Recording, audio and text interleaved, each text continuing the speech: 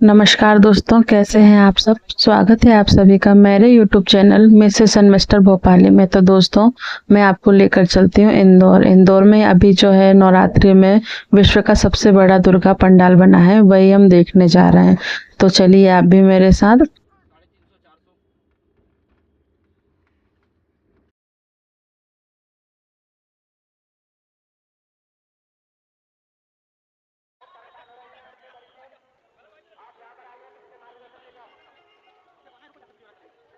पंडाल की सजावट और लाइटिंग भी बहुत सुंदर है। तो हम थोड़ा सा आगे बढ़ के इसको देखते हैं, क्योंकि हमें यहाँ पर पैदल पैदल चलना है। ये देखो कितना बड़ा पंडाल बना हुआ है।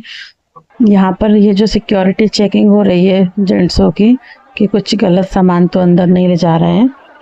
सिक्योरिटी चेकिंग के बाद जैसे ही हम थोड़ा सा आगे बढ़ते हैं, यहाँ पे एक लाइन बनी होती है। लाइन से हमको स्टेप बाय स्टेप उसको फॉलो करना होता है, फिर हम अंदर पहुँचते हैं। तो इसमें जिगजैग तरीके से हमें जाना होता है।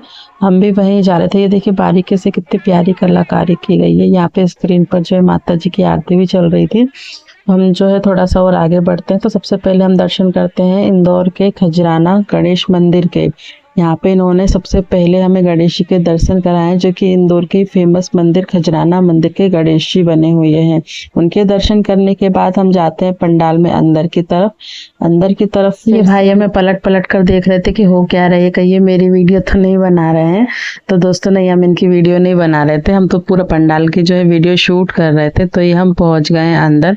अंदर जाते ही हम सबसे पहले जो देवी जी का एक अलग सा पंडाल बना हुआ है, जिसमें सामने की तरफ दो उल्लू बने हुए हैं, ये माता जी का मेन पंडाल है।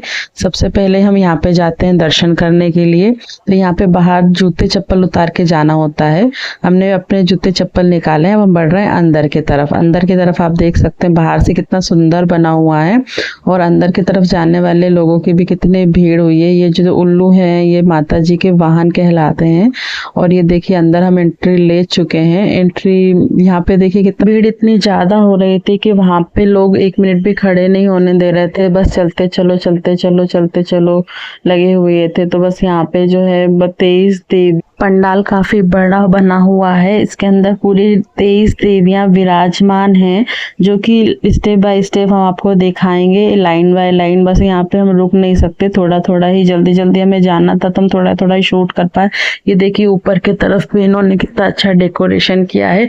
इसे हम बारीकी से देखते हैं तो इसमें पशु पक्षी लटके हुए दिख रहे हैं, जल परियां ऐसे जैसे हम लोग को ऊपर से वो देख रही हैं। तो ये देखिए आप देख सकते हैं कितनी ज्यादा भीड़ इसके अंदर हो रही है।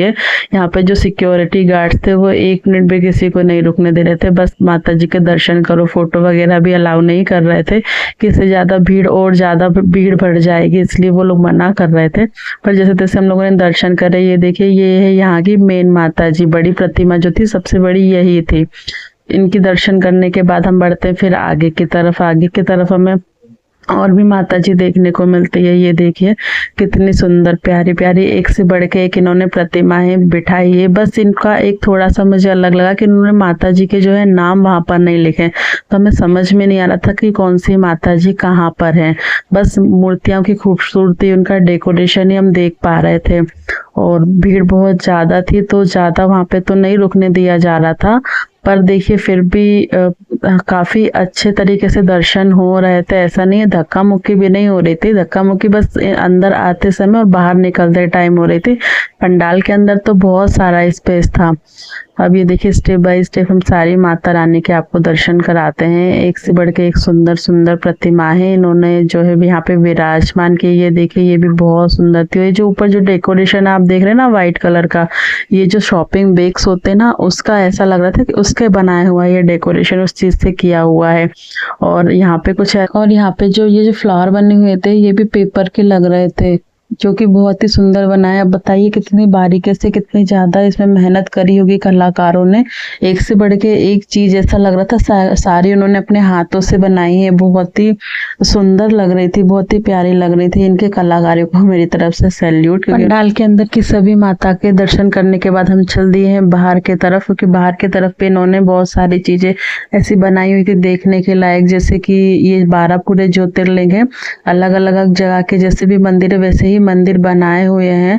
हमारे भारत में जो 12 ज्योतिर्लिंग है, जैसे मंदिर वहाँ पे बने हुए सेम टू सेम इन्होंने मंदिर बनाए हुए थे। हम मंदिर के अंदर भी जाके दर्शन कर सकते थे। इस तरह से इन्होंने व्यवस्था रखी गई थी। ये इन मंदिरों को भी हम इस टाइप से लाइन बाय लाइन देखने के बाद यहाँ पर आ जाते हैं। ये जो पंडाल बना हुआ है ये भी कम से कम 10 एकड़ जगह पर बना हुआ होगा। यहाँ पे जो गुरु जी हैं यहाँ के, वो बैठ के सत्संग करते हैं। जो सत्संग जो है रात के 10 बजे से शुरू होके 2 बजे तक चलता है। तो हम तो थोड़ा जल्दी चले गए थे, तो हमें गुरु जी के दर्शन भी नहीं हो पाए, ना हम सत्संग सुन पाए। और हाँ, यहाँ पे बैठ के लोग आराम भी कर रहे थे। ये आराम करने के लिए बहुत अच्छा उन्होंने बनाया था, क्योंकि चल चल के लोग थक जाते हैं। तो अंदर बैठ के वहाँ के जो सिक्योरिटी गार्ड थे खुद ही बोल रहे थे कि आप चलिए, बैठिए, अंदर आराम करिए। अंदर तो नहीं गए, पर बाहर से ये देखने में इतना सुंदर लग रहा था। ये देखिए, आप भी देख सकते हैं, पूरा गोल्डन कलर का ये बना हुआ है और बहुत ही बड़ा पंडाल बना हुआ है। काफी सारे लोग इसमें इकट्ठे एक साथ बैठ सकते हैं। तो उसके बाद ये देखिए दोस्तों, यहाँ भी कितनी भीड़ हो रही है और सामने, बिल्कुल जस्ट सामने की तरफ स्टेज बना हुआ था, जहाँ पे गुरुजी बैठ के जो है अपनी भगवत कथा सुनाते हैं, सत्संग करते हैं। तो ये भी यहाँ पे भी बहुत ज्यादा भीड़ हो रही थी। और इसी के सामने की तरफ जो है, उसी के सामने की तरफ एक और ये पंडाल बना हुआ है। यहाँ पे जो है 51,000 कलश रखे हुए थे, जिनके ऊपर सोने का पॉलिश चढ़ा हुआ था। इसके अंदर कुछ ऐसी सामग्री रखी हुई है, इसे हम खरीद के लेके जा सकते हैं।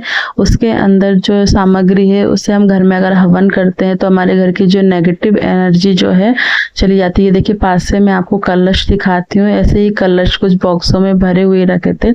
अब यहाँ पे हम थोड़ा सा और आगे जाते हैं तो देखते हैं बच्चों के लिए भी खेलने की बहुत अच्छी व्यवस्था बनाई गई थी। यहाँ पे छोटे छोटे बच्चे जो होते हैं उनको अट्रैक्ट करने के लिए झूले वूले लगाए गए थे।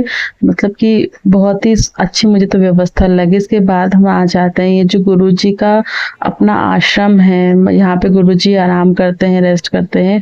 उनका एक पंडाल बना हुआ था। इसके अंदर तो किसी को नहीं जाने दिया जा रहा था, पर हम लोगों ने बाहर से उसे देख लिया। अब चलते हैं दोस्तों इनकी अन्नपूर्णा रसोई देखने के लिए, जहाँ पे डेली लाखों की संख्या में लोग आके भोजन ग्रहण कर रहे हैं। उसका टाइम सुबह 12 बजे से शाम को 6 बजे तक होता है। अभी तो हम लेट हो गए थे तो वो बंद हो चुका था, तो हमने सोचा हम बाहर से ही उसको देख के आते हैं। पर उन्होंने जो व्यवस्था बना के रखी हुई थी उससे हम बहुत ही दूर से उस चीज को देख पाए। अब यहाँ पे हम उसके दूसरी तरफ आ गए हैं। दूसरी तरफ ये देखिए, पूरे 12 ज्योतिर्लिंग है, उनके मंदिर हमको दिखाई दे रहे हैं। और मंदिरों के बीच में इन्होंने माँ नर्मदा की प्रतिमा, माँ नर्मदा के कुछ कुछ रूप भी बनाए हुए हैं। और ये देखिए, हम एक बार पूरा घुमा के मैं आपको बताती हूँ।